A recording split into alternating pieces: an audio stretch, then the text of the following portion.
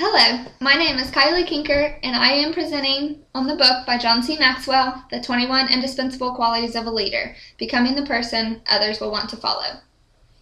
John C. Maxwell is a guy who does many seminars and books on the topics of leadership. This book is, as I said, The 21 Indispensable Qualities of a Leader, with 21 chapters, each of one representing one of the 21 qualities of a leader. The first quality he speaks about is character. Crisis, you would think, reveals your character, and that is true. Character is more than just talk. Your actions define your character. Everyone can say that they have integrity, but your character and your actions are what defines it. Who you are determines what you see, and what you see determines what you do. Talent is a gift, but character is a choice. We do not all get to choose our parents, our upbringings, things like that, but we get to choose our character, and the actions and the choices we make every day define that character. Character brings lasting success with people. True leadership always involves other people. Followers do not trust leaders whose character they know to be flawed, and they will not continue following them. As nurses, if you look at the people that you follow and you look up to, I'm sure that they are not people who complain, who say things such as, that's not my job, I'm not going to do it, that's not what I get paid to do, things like that. Instead, we follow the people who go above and beyond and do things that necessarily aren't part of their job description, but always do their job, do it well, are competent, and help others to become more competent. Leaders cannot rise above the limitations of their character. I'm sure you have seen highly talented people suddenly fall apart when they achieved a certain level of success. The key to that phenomenon is character. Stephen Berglas, a psychiatrist at Harvard Medical School and the author of The Successive Syndrome, says that people who achieve great heights but lack the bedrock character to sustain them through the stress are headed for disaster. John C. Maxwell then goes on to talk about how to improve your character, and he gives 4 tips on how to do that. Search for the cracks. Spend some time looking at major areas of your life, such as work, your marriage, family, service, and identify where you might have cut corners, compromised, or let people down. Then, after you have done that, look for patterns. Detecting the patterns will help you diagnose your character issues. Then, face the music. The beginning of character repair comes when you face your flaws, apologize, and deal with the consequences of your actions. As nurses, we find ourselves facing the music a lot. I'm sure everyone out there makes mistakes. Hopefully none are life-threatening. But the thing is, we need to recognize when we are wrong, apologize, and take responsibility for that. Lastly, rebuild. It's one thing to face up to your past actions, it's another to build a new future. Create a plan that will prevent you from making the same mistakes again. The next quality is charisma. Charisma is the ability to attract people to you. Think of the people that you attract in your daily life, or that attract you in your daily life, or that you are attracted to.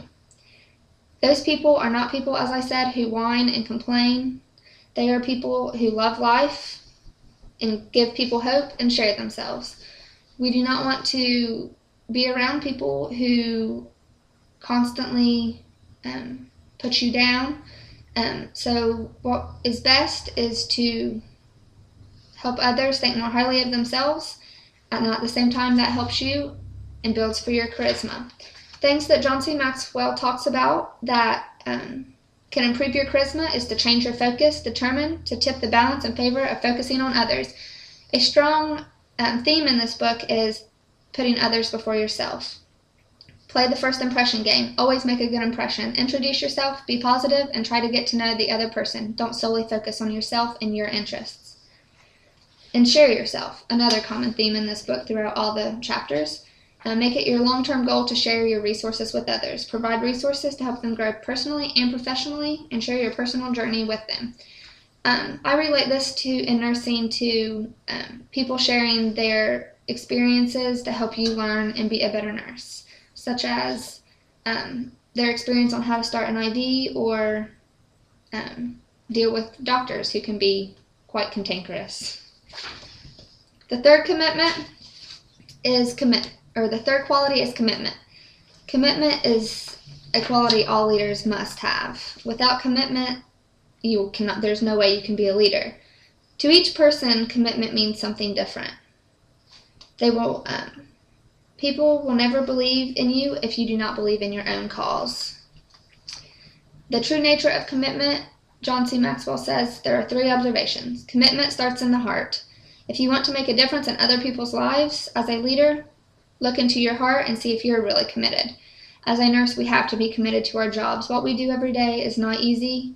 It is hard work, and sometimes we have to do things that we would rather not do, but we are committed to our jobs or we would have not have made it to where we are, and that's what gets us through. Commitment is tested by action. It's one thing to talk about commitment, it's another thing to do it. The real measure of commitment is your actions. And thirdly, commitment opens the door to achievement.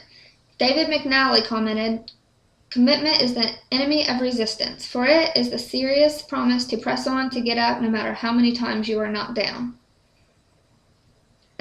Some ways to improve your commitment are to measure it. Sometimes we think we are committed to something, yet our actions indicate otherwise. Spend a few hours tallying up how you spend your time and where you spend your money. Look at how much time you spend at work, in service, with family, in health and recreational activities, and so forth. Figure out how much money you spent on living expenses, entertainment, personal development, and giving. All these things are true measures of your commitment. You may be surprised what you find. As nurses, we really need to sit down and see where we spend our time. Time management is a huge thing for nurses, and without it, you cannot be successful.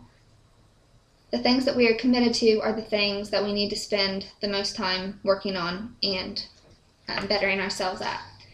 Know what's worth dying for. If it came down to it, what in your life would you not be able to stop doing no matter what the consequences were? And lastly, he says to use the Edison method.